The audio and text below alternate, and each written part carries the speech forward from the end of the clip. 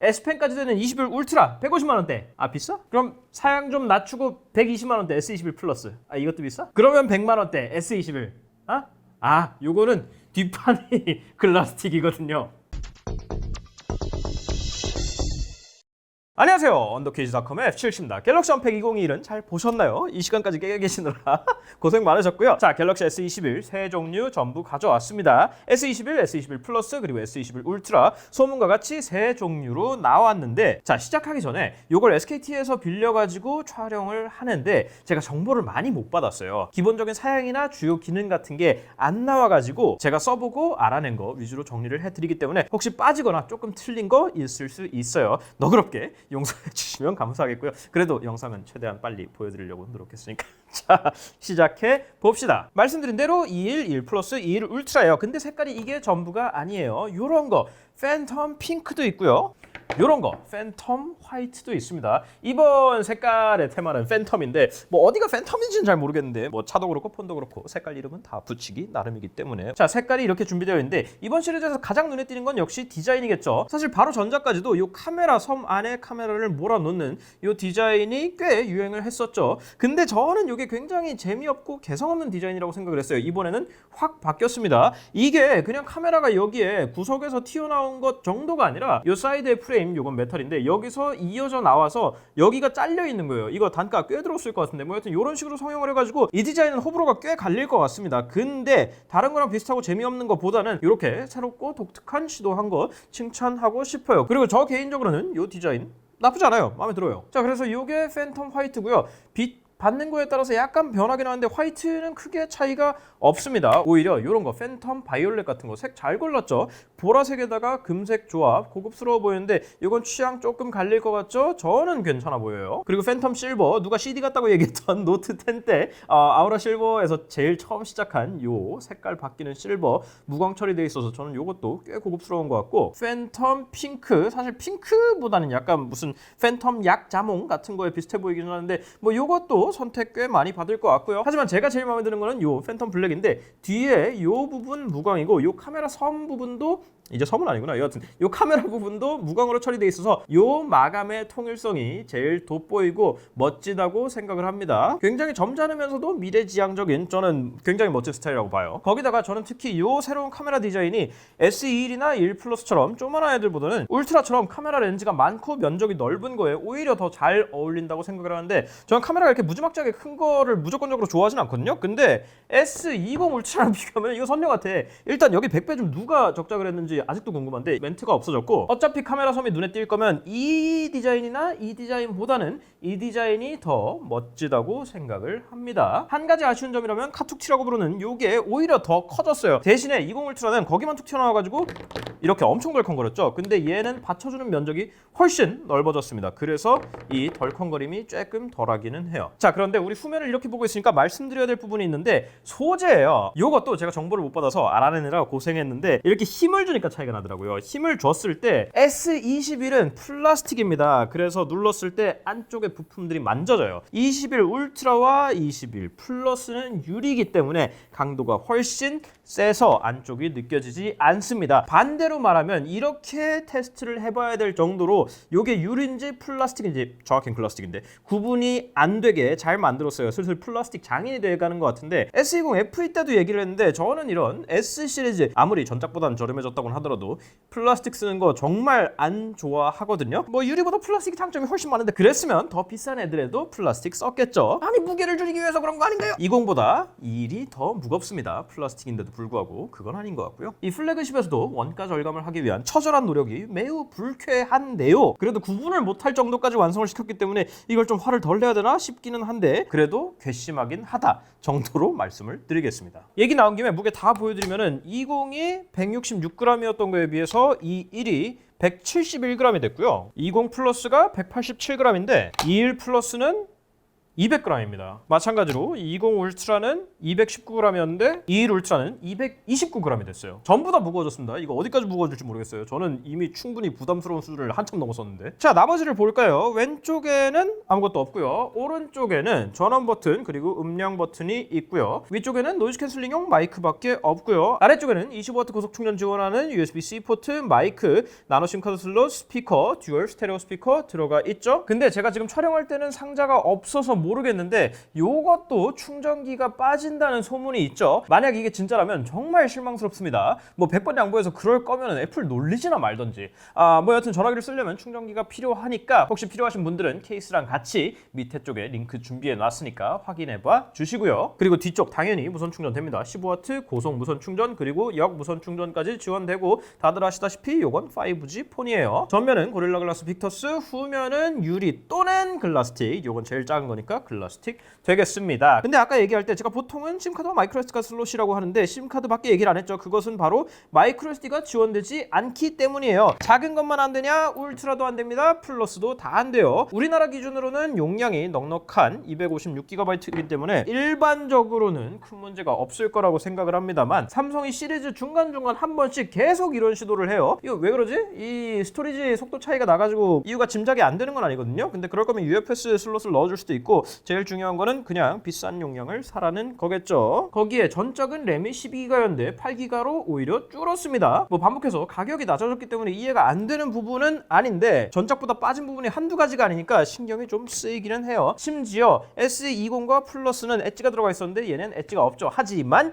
이건 취향 차이고 빼달라는 요청도 많이 있었기 때문에 호불호 영역으로 남길 수 있을 것 같아요. 의아한 것은 울트라가 최초로 S펜 지원이 되는데 얘는 또 펜 쓰는데 불편한 엣지가 들어가 있어요. 이건 뭐야? 자, 그러면 전원을 넣으면서 설정을 하고 올 텐데 그동안은 여러분은 광고 잠깐 들으실게요. 우리 기계를 빌려주신 SKT에서 SKT와 다른 회사의 구독 서비스를 경품으로 주는 프로모션 준비되어 있고 T-다이렉트 샵에 전용 요금제가 새로 출시됐대요. 그러면서 2만 분께는 당일 배송까지 해드린다고 합니다. 광고 끝이고요. 다시 내용으로 돌아갑시다. 자, 설정을 완료했고요. 제일 먼저 눈에 띄는 건 디스플레이죠. 아까 말씀드린 대로 21과 21 플러스는 엣지가 없고 울트라는 엣지가 있습니다. 자, 신화면을 띄워서 보면 펀치홀 크기는 변하지 않았습니다. 이번 세대에서는 동일한 펀치홀을 가지고 있고요. 요 고릴라 글라스 빅터스로 덮여있는 전면 화면에는 초음파 지문인식 센서 들어가 있고요. 영역이 넓어진다는 얘기가 있었는데 딱히 그런 거 같지는 않아요. 뭐 인식은 여전히 애매해 보입니다. 안면 인식을 애용해 주세요. 마스크 때문에 안 되는구나. 언제나와 같이 화면 모드는 선명함과 자연스러운 두 가지가 있고 화이트 밸런스 조절되고 눈에 띄는 거는 여기 편안하게 화면 보기라는 게 있어요. 블루라이터 필터 대신에 들어간 건데 블루라이터 필터는 켜기, 끄기, 농도 조절 이거밖에 없었는데 편안하게 화면 보기는 시간대에 따라서 낮에는 미세하게 조절되며 밤에는 따뜻한 색으로 화면이 변경됩니다. 물론 직접 설정을 할 수도 있고 시간대에 맞게 1몰에서 1초까지 뭐 블루라이트 필터의 개선판이라고 보시면 되겠습니다. 트루톤처럼 센서가 들어가가지고 주변광에 맞춰가지고 바꿔주고 이런 거 아니에요. 그리고 이쪽에 부드러운 모션 및 화면 전환이 있죠. 120Hz까지 자동으로 전환이 됩니다. 자, 그런데 21 울트라는 해상도 부분이 있는데 21과 21 플러스는 없어요. 그것들은 얘네가 풀 HD 플러스이기 때문이에요. 전작들은 세 종류 모두 QHD 플러스였잖아요. 자, S20 FE 때 제가 말씀을 드렸는데 QHD 플러스에서 120Hz가 적용이 안 돼서 풀 HD 플러스로 낮추고 써야 되는 거면은 차라리 픽셀 매칭이 되는 풀 HD 플러스 패널인 게 낫지 않나 라고 했었어요. 그래서 풀 HD 플러스로 내린 거에 대해서 불만을 별로 가질 이유가 없겠다라고 생각을 했는데 S22 울트라는 QHD 플러스에서도 120Hz가 적용이 됩니다. 그래서 사실 이거는 픽셀 매칭을 위해서 했다기보다는 그냥 원가 절감일 거라는 생각이 들어요. 그 크기에서 QHD 플러스가 필요 없기 때문이 아닐까라고 하실 수도 있는데 얘 6.7인치고 6.8인치예요. 크기 차이 별로 안 납니다. 그 이유는 아닐 것 같아요. 자, 그러면 어떤 기능이 있는지 살펴보도록 합시다. 다들 아시다시피 안드로이드 11 기반에 원형에 3.1이 들어가 있는데 뭐 크게 바뀐 거는 없어요. 뭐 런처 항상 보시다시피 이렇게 생겼고요. 그런데 이 왼쪽에 보면은 삼성 풀이라는 게 들어가 있어요. 구글 디스커버 혹은 삼성 풀인데 뭐 컨텐츠 보는 거예요. 뉴스나 뭐 동영상 그런 거 보는 기능인데 뭐 공식적으로 얘기를 하진 않았지만 삼성이 자체적인 인터페이스와 이코시스템을 갖추려고 굉장히 오랫동안 노력을 했는데 구글이 그거에 대해서 불쾌감을 감추지 않았다라는 소문이 있었죠. 그거 때문에 요거 두 개를 선택할 수 있게 만든 게 아닌가 싶은데 뭐 요거는 그냥 지나가는 얘기고요. 기본 앱들이 뭐가 있는지 보면은 삼성 갤럭시 샵 스마트 띵즈 뭐 이런 거 있고 그 이번에 발표한 갤럭시 스마트 트래커랑 연결해서 추적하는 데 쓸 수 있고 삼성 페이, AR 존, FM 라디오 뭐 이런 거 있습니다. DMB는 없고요. 구글 앱들 마이크로소프트 앱들 뭐 요런 거 있는데 사실 제일 눈에 띄는 기능 중에 하나는 여기 다른 기기에서 앱 이어서 사용이에요. 애플 기기에는 굉장히 오랫동안 들어가 있던 건데 요것도 드디어 전화기와 태블릿 간에 연동이 됩니다. 그래서 두 개에서 이어서 앱 사용이 가능한데 문제는 연결되는 게 별로 없어. 삼성 인터넷이랑 삼성 노츠 두 개밖에 없어요. 대신 복사 붙여넣기까지는 지원이 되더라고요. 그 외에 무선 덱스 지원되고요. 윈도우와 연결 기본적으로 들어가 있고 근데 이건 뭐야? S펜이 들어가 있대요. 아까 S펜 구멍 없었던 것 같은데 뭐지? S펜 팔아요. 자, 요거는 실리콘 커버 위드 S펜이고요. 뭐 S뷰 커버도 있고 여러 가지 있습니다. 자, 뜯어서 지금 당장 보도록 합시다. 구성품은 케이스 그리고 여기 교체용 팁이 있습니다. 삼성 저가형 태블릿은 막 교체용 팁 빼고 그러더니 요 별매로 따로 파는 거에는 팁 넣어줬네요. 그리고 제일 중요한 S펜. 요거는 탭 거랑 비슷한데 뭐 조금 다르기는 해요. 결정적으로 얘는 블루투스가 안 들어가 있기 때문에 이 멀리서 제스처 인식하는 것까지는 안 됩니다. 케이스 디자인은 이렇게 생겼습니다. 끼웠을 때 빈말로도 이쁘다고 하기 좀 그렇대. S펜 쓸 거면 S뷰 커버가 훨씬 나아 보이긴 한다. 여하튼 옆에 쪽에는 펜이 이렇게 들어가거든요. 근데 이게 펜이 왼쪽에 들어가는 데다가 이게 이 실리콘 같은 걸로 잡아주는 건데 이 끼워주는 느낌은 생각외로 나쁘지 않아요. 나쁘지 않은데 오른손잡이가 좀 더 많다 보니까 삼성이 요즘 오른손잡이 괴롭히는 거에 재미 들린 것 같은데 이건 빼기가 더더욱 왼손으로 빼가지고 오른손으로 넘기는 건 너무 귀찮잖아. 근데 오른손으로 빼는 것도 어떻게 빼야 돼? 이렇게 돌리고 빼? 그럼 나 또 다시 잡아야 되잖아. 아니면은 이렇게 빼? 이건 아닌 것 같고 이렇게 빼나? 이것도 아니야. 이건 뭐지? 뭐 어떻게 빼도 뭔가 두 단계가 된다는 거는 변함이 없는 것 같습니다. 이건 아니 그리고 너무 안 이쁜데? 이거 옆에 이러고 있으니까 이거 옛날에 그 저기 노트 엣지 기억나세요? 그냥 노트 엣지 뭐 안 붙고 걔처럼 이거 옆에 뭐 여기 화면 나와야 될 것 같아. 이쁘진 않다. 아니 솔직히 말할게 이게 되게 못생겼다. 뭐 이건 다들 아시다시피 4096단계의 피랍이 지원되는 거고요. 이렇게 누르면 요 버튼 뜨고요. 노트 작성, 모든 노트보기, 스마트 셀렉트, 캡처 쓰기, 라이브 메시지, 갤럭시 노트에서만 보시던 기능들이 들어가 있습니다. 이거 보시고 혹시 노트 없어지는 거 아니야? 라고 생각하시면 다행히도 그건 아니라 그러는데 아마 다음에 한 대 더 나오고 없애지 않을까요? 자, 꺼진 화면 메모, S펜으로 노트 작성, 에어뷰, 펜을 가까이 가져가면 포인터 표시, 뜨뜨뜨뜨 소리 등등이 있어요. 말씀드린 것처럼 블루투스가 없기 때문에 멀리서 쓰는 제스처는 안 됩니다. 고로 충전할 필요도 없다는 얘기 되겠습니다. 그냥 사이드에 꽂아놨다가 아무 데나 쓰면 되고요. 혹시 펜 사기 싫으시면 친구 거 뺏어다가 쓰셔도 된다는 얘기입니다. 대신에 이제 케이스 수납 안 되니까 잃어버리다가 친구한테 혼나겠지. 그 점을 제외하면은 세 가지의 기능상 큰 차이는 없습니다. 하지만 사양상 차이가 있죠. 말씀드린 대로 얘네들은 12기가에서 8기가로 너프가 됐고요. 전작에 비해서. 대신에 울트라는 12기가 램입니다. 참고로 512기가 스토리지는 16기가 램이 들어가는데 우리나라에는 안 나오네요. 뭐 나중에 나올 가능성도 있어 보이는데 결국에 안 나온 경우도 있어가지고 뭐 그럴 수도 있고요. 저는 아직 모르겠어요. 그 점을 제외하면은 스냅드래곤 888이나 엑시노스 2100인데 우리나라에는 엑시노스 모델이 나옵니다. 화내지 마세요. 드디어 삼성의 커스텀 코어를 버렸잖아요. 순정 코어가 들어가고 말리 G78이 들어갔어요. 벤치마크를 돌려보니까 스냅드래곤 들어갔던 전작 국내판보다는 한 20-30% 정도 성능 향상이 있었고 거기다가 GPU 점수가 많이 좋아졌어요. 전 세대랑 비교했을 때 거의 2배 가까이 좋아져가지고 요거는 제가 점수 잘못 받은 줄 알고 벤치마크를 여러 개 돌려봤는데 동일하게 나오는 걸로 봐서는 GPU 부분의 성능 향상이 확실하기 때문에 흔히들 이제 말리라고 부르시는 거 걱정은 안 하셔도 될 것 같아서 지금 제가 보기에는 엑시노스가 들어간 걸 크게 걱정하지 않아도 될 것 같은데 이제 스냅드래곤 기계랑 나중에 기회가 되면 비교를 해서 정확히 말씀드릴 수 있도록 하겠습니다. 크기가 다르니만큼 배터리 용량도 당연히 다르고요. 4000mAh, 4800mAh 그리고 5000mAh 배터리가 들어가 있습니다. 충전은 똑같이 25W인데 이거 이제 좀 늘릴 때가 됐어요. 뭐 유선 충전이 그렇게 느리지는 않은데 걱정하는 것도 뭔지 알고 뭐 오욕의 역사가 있어가지고 그런 건 알고는 있는데 이제는 좀 경쟁력이 좀 떨어지기 시작했거든요. 무선 충전도 마찬가지고 요거는 좀 늘려봅시다. 디자인도 이렇게 급진적으로 바꿀 수 있으면서 충전도 이제 한번 해보자고요. 근데 그거보다 이렇게 왕따시만한 카메라가 달려있으니까 카메라를 한번 살펴보도록 합시다. 21과 21 플러스는 카메라가 동일하고요. 광각, 초광각 그리고 망원, 사실 정확히 얘기하면 망원은 아니고 고해상도를 크롭하는 거긴 한데 뭐 여하튼 20 시리즈와 비슷한 구성이고요. 21 울트라는 숫자부터 큰 1억 800만 원짜리 이거 2세대 센서예요. S20 울트라랑 노트 20 울트라에 들어간 거랑 센서가 다릅니다. 고개 광각이고 초광각 들어가 있고 특이하게 이번에 망원 렌즈가 두 개예요. 일반적인 3배 망원 렌즈가 하나 있고 여기에 잔망 망원경식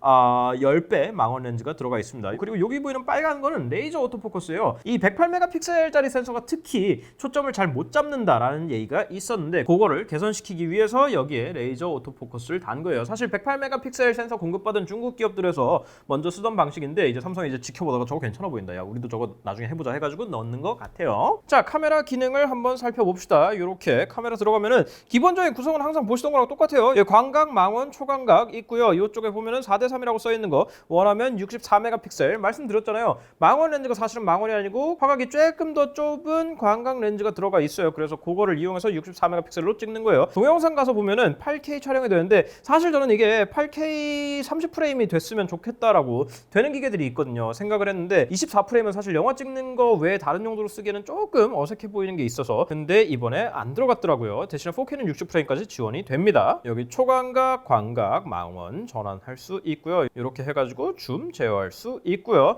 여기 슈퍼 스테디 동영상 모드 있고요. 나머지는 크게 바뀐 건 없는데 삼성이 라이브 포커스라는 이름을 버리고 인물 사진과 인물 동영상으로 바꿨습니다. 자, 그리고 여기에 디렉터스 뷰라는 게 있어요. 전면과 후면 혹은 요 세 가지 렌즈 모두 다 어떻게 보이는지를 보면서 할 수 있는 건데 요거는 아무리 봐도 이제 다른 기종들에서 보고서 영감을 얻은 것 같죠. 그래도 여기에 화면 속 화면 PIP 혹은 이렇게 분할해서 전면과 후면을 본다든지 아니면 이렇게 꽉 채워서 쓴다든지 하는 모드가 다양하게 있기 때문에 구성은 제법 충실해 보입니다. 울트라도 기본 구성은 똑같죠. 대신에 말씀드린 것처럼 망원 렌즈가 2개예요. 그래서 여기 3배 가는 거랑 10배 가는 거랑 다르죠. 렌즈가 바뀝니다. 여기 3배, 10배, 0.6배. 여기 해상도 조절은 108메가픽셀까지 고해상도 촬영이 가능하고 동영상 가서 보면은 얘도 8K는 24프레임까지 고해는 큰 차이는 없어요. 근데 이 친구 광각에서 이렇게 근접 촬영 기능이 굉장히 개선이 됐어요. 이 108메가픽셀 센서의 가장 큰 문제로 지적됐던 게 이거였잖아요. 그것 때문에 신분증 촬영이 어렵다부터 시작해가지고 불만이 많아서 뒤로 후퇴를 시켜서 크롭을 하는 약간은 참신한 해결 방법까지 업데이트로 등장을 했었는데 최소 초점거리가 있기 때문에 무조건 초점이 맞아야 된다는 게 아니고요. 다른 스마트폰에 들어가는 광각 렌즈보다 최소 초점 거리가 훨씬 멀다. 이 부분이 지적됐던 부분인데 이렇게 키면은 초광각으로 렌즈를 바꿔서 크롭을 해주죠. 렌즈 바뀌는 게 보이죠. 뭐 사용자 입장에서는 찍히기만 하면 되는 거기 때문에 멀리 떨어져 가지고 줌 땡기는 것보다는 이게 더 현실적인 것 같습니다. 근데 이 울트라의 또 큰 차이점 중에 하나는 요 전면 카메라예요. 얘는 40메가픽셀, 얘는 10메가픽셀이 있죠. 기본적으로 픽셀 비닝에서 얘도 10메가픽셀 결과가 나오는데 원하면 40메가픽셀로 셀카를 왠지 모르겠지만 찍으실 수도 있습니다. 거기에 울트라는 와이파이 6E가 된다는 것도 차이점이겠네요. 여기까지 삼성 갤럭시 S21 혹은 뭐 21 혹은 뭐 공식적인 말하면 21 시리즈인 것 같죠. 자에 대해서 간단히 알아봤는데 여러 가지 저는 좀 섞인 감정이 듭니다. 일단은 디자인이 크게 뭐 이 정도면 꽤 크게 바뀌었죠. 특히나 이제 사이드 프레임에서 이어져 가지고 올라온다는 요 아이디어 디자인적으로도 그렇고 만들기도 쉽지 않았을 것 같고요. 단가도 꽤 들었을 것 같습니다. 내가 왜 단가 얘기를 하는지 모르겠지만 단가도 꽤 들었을 것 같아가지고 저는 요 디자인과 이런 새로운 시도를 하려는 거 아주 마음에 들어요. 한동안 삼성의 색깔 침체기가 있었는데 이번은 훨씬 나아진 것 같아서 그 부분은 마음에 들어요. 그런데 삼성이 전반적으로 리포지셔닝을 얼마 전부터 열심히 하고 있죠. 그러면서 21과 21 플러스가 꽤 너프가 많이 됐습니다. 사실 저는 21에 플라스틱이 들어갈 거라고 생각을 못했는데 뭐 노트 20 때부터 눈치는 챘어야 되는데 들어갔죠. 그러면서 해상도도 너프가 됐고 대신에 가격도 너프가 되긴 했습니다. 21은 100만 원대, 21 플러스는 120만 원대, 21 울트라도 150만 원대. 예전보다는 훨씬 합리적인 가격대가 되었는데 또 이게 저렴한 가격이라고 하기는 어렵다 보니까 플래그십인데 저렴할 수가 있냐라고 말씀하시기에는 플래그십인데 플라스틱이 들어가는 것도 일반적으로 받아들이기 쉬운 일은 아니에요. 반복해서 말씀드리지만 플라스틱이 좋은 점도 많은데요. 그랬으면 울트라에도 플라스틱을 썼겠죠. 그래서 여러 가지 마음에 드는 점도 있고 안 드는 점도 있고 한데 그래도 전반적으로는 저는 마음에 드는 쪽에 더 가까운 것 같아요. 그 제일 괘씸했던 플라스틱 부분이 제가 구분하는데 한참 걸릴 정도로 완성도가 굉장히 높아졌기 때문에 이번 무광철이 굉장히 마음에 듭니다. 유리에서나 플라스틱에서나 상당히 마음에 들고 뭐 어찌됐거나 칩셋 자체도 준수하고 카메라도 뭐 검증된 구성이니까요. 근데 램 8기가는 신경 쓰이실 분들이 많이 계실 것 같아요. 어찌됐건 오늘은 잠깐 보여드리는 게 목적이었는데 거의 모든 걸 다 설명드려 버렸는데 혹시 그래도 궁금하신 점이 있으시면 댓글 남겨주시고 언제나 마찬가지로 저희는 요거 리뷰에서 더 자세한 사용평을 말씀드릴 예정이기 때문에 구독과 알림 눌러놓는 거 잊지 말아 주시고요. 저희 인스타그램, 페이스북 그리고 네이버 TV에서도 만나실 수 있습니다. 그래서 저는 까만색이 제일 마음에 들어요. 되게 쌈박해 보이잖아. 되게 못돼 보이잖아. 그렇습니다. 다음 시간에 더 뵐게요. 끝.